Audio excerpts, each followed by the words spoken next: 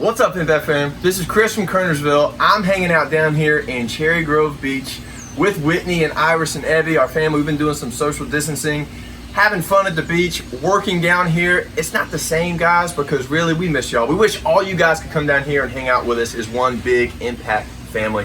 I know that's going to happen again, hopefully sometime soon. We're not sure when, but right now, guys, we hope that you guys are hanging out with your small groups virtually on Wednesday nights. Hope you guys are enjoying the music, and we really hope you guys are enjoying the messages as well.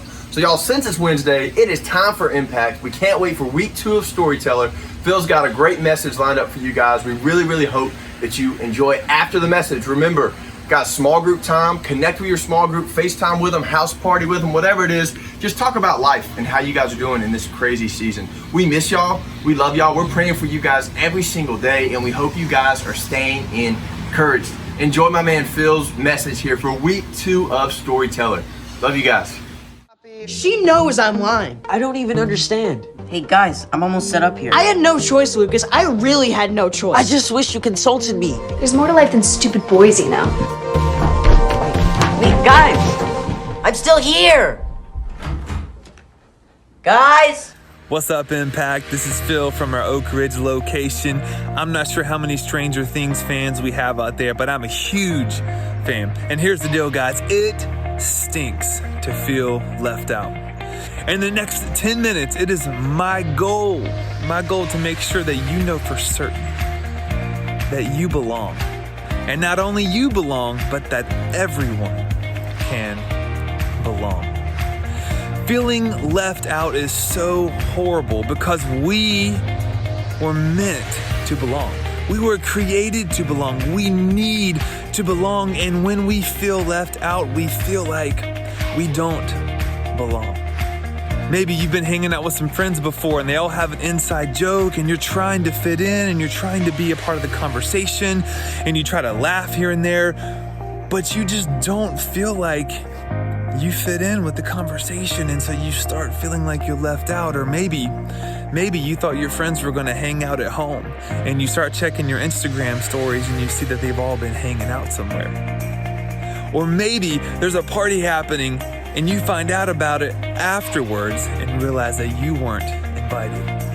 Here's the deal, feeling left out, no one escapes this. It happens to every single person, and it happens in every single place. In fact, it even happens at church. I had a friend, Adam, growing up. We played ball together, and he was not one of those guys who had been in church. And so because of that, he talked a certain way. He said words a lot that I was not allowed to say in my household. Things happened in his house that wouldn't happen in my house. And I had been working, inviting him for 2 years to try to come and check out my youth group. And he finally one day said yes. We had gotten a new basketball going. I said, hey man, like at least if you come, you'll be able to play some ball with us. And so he comes to our youth group. He shows up. Halfway through the message, he gets up, walks out. I'm thinking, what's going on? So, I go running after him. I catch up with him in the parking lot. And I say, Adam, dude, what are you doing? Where are you going? He's like, man, I just don't feel like I belong there. I just don't feel like I belong. And guys, at Impact over in Oak Ridge, I have had this conversation over and over, time and time again with parents and students. I'm like, hey, where's so-and-so? Why aren't they coming back? And the number one reason is always because they feel like they don't belong. And guys, this has been happening for over 2,000 years, since the beginning of time, and it will continue to happen. But here's the deal. Here's what I want you to understand tonight. That even though in this life there are going to be circumstances and there are going to be times when you feel like you don't belong, that there is a God that we serve that says you do belong. You may feel left out, but you don't have to be left out. That's the amazing thing.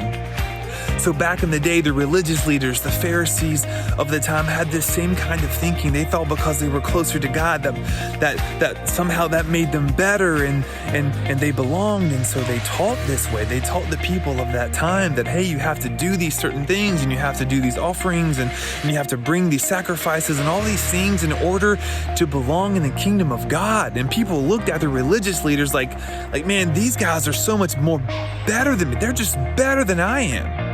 I mean, if Jesus is going to ever throw a dinner party, the Pharisees or religious leaders are going to be the first on the list to be invited to his party. And because of this, a lot of people back in those days felt left out because they didn't act a certain way.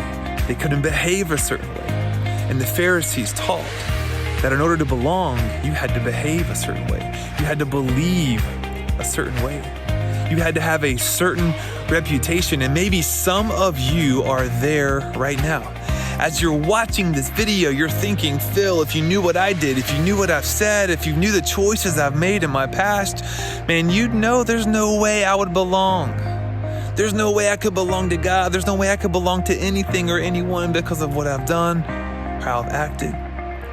Or on the flip side, maybe you're the person that's made other people feel this way, and so because of that, you feel like there's no way you could ever belong to God because you've done so many harsh and mean things to other people. Well, I'm here to tell you that this belief could not be further from what Jesus actually believes.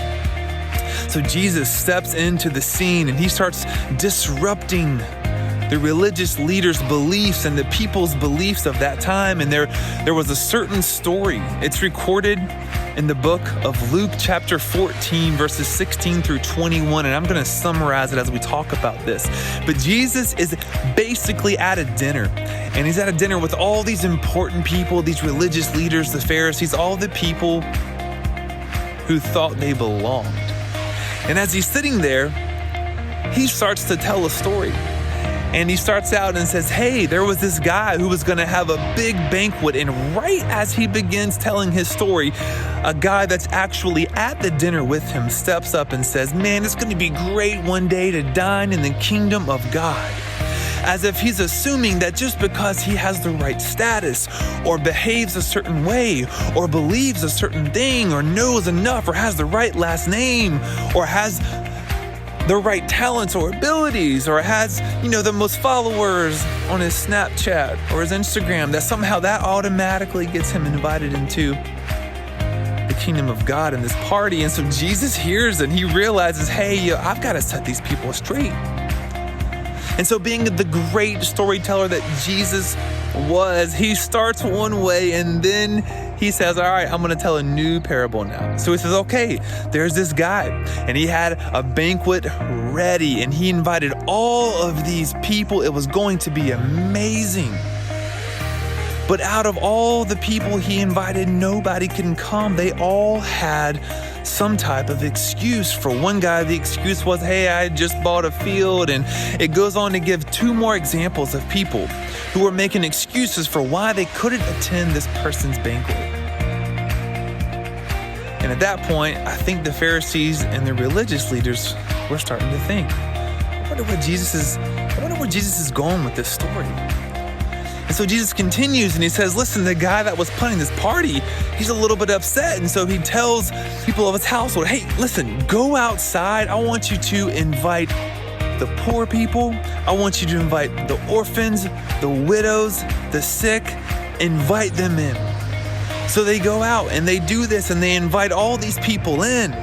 And then once they all get there, the guy putting on the banquet realizes that he's got room for more. And so he says, you know what? Forget about it. Just go out in the streets and I want you to invite any person. And if they want to come, they can come. And so he does that. And by the time he's done, the party is full. It says he has a full house at his party. And so by this time, the religious leaders and Pharisees who are sitting there at this dinner with Jesus and they're hearing this story, they're like, what? This doesn't happen. If you're going to throw a party, you don't reschedule. You don't invite new people. You have your invite list and those people come. If they can't come, then you just don't have the party. And Jesus was trying to help them understand that that is not how the kingdom of God works at all. You don't have to believe a certain way or behave a certain way or have the right reputation or have everything figured out or know everything there is about it. No, the only prerequisite, the only thing you have to do to be invited to God's party is to want to be there. All you have to do is want to be there. What Jesus is trying to get them to understand is that everyone belongs at God's party. Everyone is invited to God's party. The only thing you have to do is to want to be there. And guys, listen, this right here, it blew the Pharisees and religious leaders' minds. It blew their minds. They had never heard anything like this. They had spent their entire lives teaching that you had to do these certain things and know these certain things and behave a certain way in order to belong. And Jesus comes and he says, listen, you don't have to behave to belong. You just belong. And you can belong before you believe, and you can belong before you know how to behave, and you can belong before you know all the right choices to make, because at my party, everyone's invited. And maybe some of you are watching this right now, and the way that you've been treated,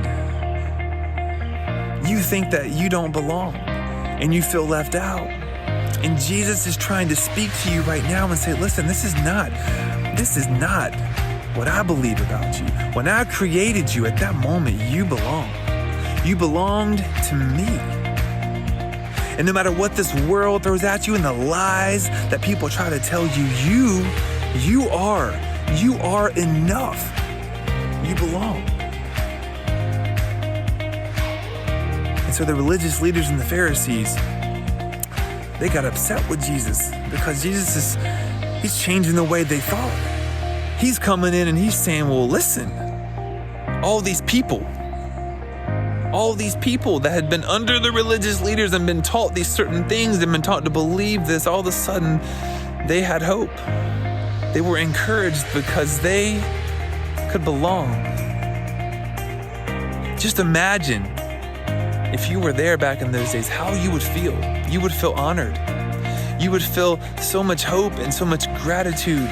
But you'd also be humble that a guy of Jesus' status would say that you belong at my party. And that is exactly how he wants all of us to feel. He wants you to know that you belong. And he also wants you to know that all the people around you belong. Think of that person that you would say there's no way they belong. That person belongs. And Jesus wants to put that on our hearts. And he wants us to act in a way where all those people can feel like they belong. And when Impact gets back and we start meeting again, this is the challenge for all of us. The challenge is for all of us to make every single person there feel like they belong. Maybe they don't believe the same way we do. Maybe they don't talk the same way we do. Maybe they don't look like we do. But if they belong to God, they belong to Impact, they belong to us, they belong to our church, they belong to our ministry. And who are we to tell someone that they don't belong? So if you've ever felt left out, or you know people who have felt left out, or maybe you are the reason that someone has ever felt left out, I want to challenge you with this, that Jesus came so that everyone could belong. And the only prerequisite is to want to be there. So if somebody wants to be at Impact, if someone wants to be at the summit, they should be able to feel like they belong. So guys, let's do this. Thank y'all so much. We love you. We miss you. We can't wait to be with you again. But let's not just think about us and our friends right now. Let's think about the people out there who maybe don't feel like they belong, and ask ourselves what we can do to help everyone feel like they belong. Hey Impact, it's Jake from Jamestown. I really love that message from Phil. I loved what he had to say when he said that you can belong before you believe. And the reason I love that so much is just the embodiment of what we want Impact to be. If you're someone who doesn't necessarily believe in Jesus, you don't know what to think about all this God and Jesus stuff, that is okay. We want Impact to be a place that you can call home. So if you're here and you have questions, you want to talk to someone about what you believe, or you just want to hang out with us, we are here for you. We love you so much. We miss you guys a ton, and we cannot wait to see you again.